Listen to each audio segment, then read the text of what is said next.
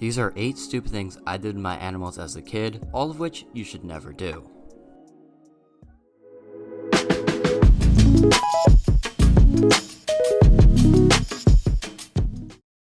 For some quick backstory, I was a bit of an oddball growing up. Most elementary school kids are weird, but I was definitely beyond that. I was one of those weird kids in the classroom that was just slightly off the rockers and no one wanted to be associated with. All of which resulted in me coming up and performing some rather strange ideas as a kid. Number 1.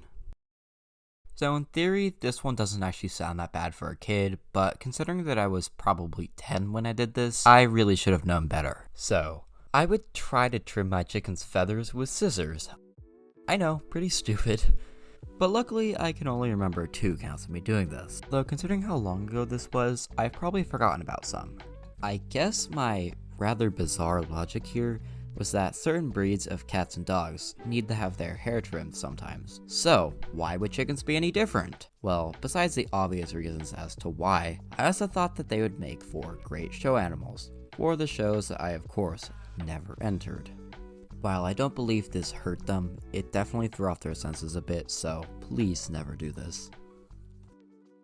By the way, make sure you watch to the end of this video because I saved the craziest, funniest story for last, and you will not want to miss it. Number 2.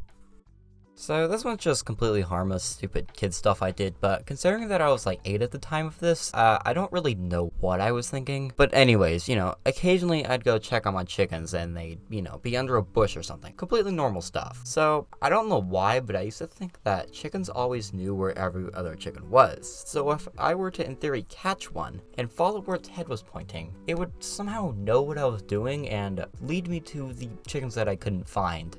I don't really know what my logic here was, but I did this a lot more than I'd like to admit. It probably worked out of sheer luck once or twice. Number 3. This one isn't really that weird as a concept, but stupid in the way it was executed. So I was probably 11 or 12 at the time, and I'd mostly grown out of my weird stage and regained some of my friendships. So basically, one of my friends at the time thought we could make the goats into a dog sled team using my family's yard work wagon. We'd probably recently read Jack London's Call of the Wild in class or something, I don't really remember, but I was totally on board. We had these plastic chain leashes at the time for some reason, and we decided to use those as we didn't really have anything else. The plan was, one of us would be on the wagon, steering, and the other one would be leading the goat with grain. Everything was going about how you would expect until we hit a hill. What none of us had realized is that goats will literally choke themselves to death for just a little bit of grain. Luckily, I noticed what was starting to happen and yelled at my friend to let go of the chain immediately. He did, and luckily nothing happened to the goat since we reacted really quickly, but this really could have been a bad disaster. Anyways, we gave up on that idea because we knew that our goats really just would not have been smart enough. Number 4.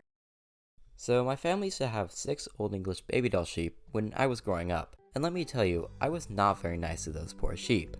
Me and a few friends thought it was a good idea to try and ride the sheep, and it was genuinely quite a lot of fun, but quite mean. So, we would trap all of our sheep in a barn, and then corner them. We would then proceed to try and ride them. Luckily, all of us were pretty skinny at the time, and didn't really weigh very much, so I don't think anything bad happened, although I can't imagine this was great for their knees or trust. Number 5. So, I don't think I've ever talked about this before on my channel, but I used to have quail a long time ago. I think that they were button quail, although I was probably 7 at the time, so my memory is very limited. So take everything here with a grain of salt. All those quail ended in very odd ways though, I remember. For example, one of them was running around and being a happy bird, and then suddenly it just slowed down, fell over, and croaked. It was very sudden and very bizarre. But the stupid thing I did on my part was that I would let them outside to get some fresh air. I would just bring them into a cage outside with no real roof, and unfortunately, their wings were not clipped. I think you know where I'm going with this. So yeah, one of them just flew away. Unfortunately, we never found it. I think it flew over my roof and then just got lost. If you're still watching and enjoying this video, you're a legend, but make sure you're subscribed for the sequel, where I make a video about more recent dumb things I've done. Luckily though, I'll remember those in better detail, I promise. Number 6. So, I used to force my chickens to take baths. Not in dirt like they want to, but in water. Now this is normal and perfectly fine if the chicken isn't able to lay an egg or has diarrhea, but I would do it just because I wanted my chickens to be clean. I barely remember any of this because this was just so long ago, but I was probably under 5. I hope I only did this on warm summer days, but again, I don't remember. It also probably wouldn't be unreasonable to assume that I used some sort of soap on them, although I really hope that I didn't, because that could be bad for them.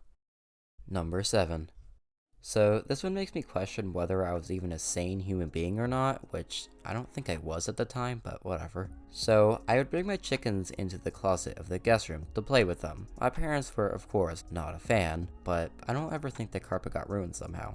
What made this worse though is that I would just leave them there and completely forget about them. I know that a few times they were stuck in there overnight, only for my parents to find them the next day while I was at school. Luckily, I didn't have brain cells to put towels down, but still, it was awfully stupid and kind of creepy.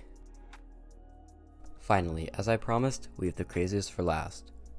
This story is super funny, so make sure you watch to the end. So anyways, I tried to bring my chickens to school for show and tell.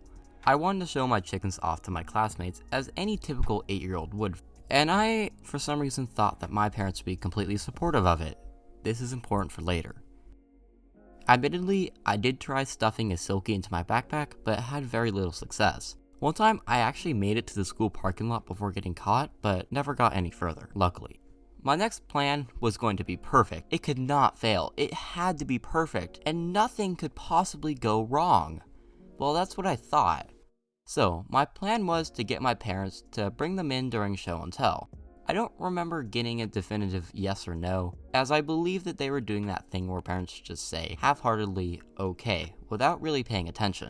But I took that as a clear, definitive yes. And I was certain that they would follow through. I mean, how could they betray me? But they were, unsurprisingly, a no-show, and I had no backup. I remember being so shocked and feeling so betrayed. The gears in my brain were just turning for so long, as I could not comprehend why they would do this to me. After school, I was so mad at them. This was probably one of the few times I decided I would not talk to them for the rest of the day, except to constantly remind them I'm not talking to you, cause that's just what a typical 8-year-old will do.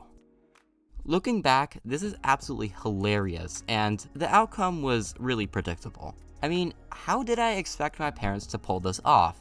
They were not just working, but how would they even be allowed to bring a farm animal into a school environment? I don't know. But you know what the worst part is? I thought I was a reasonable and logical kid at the time.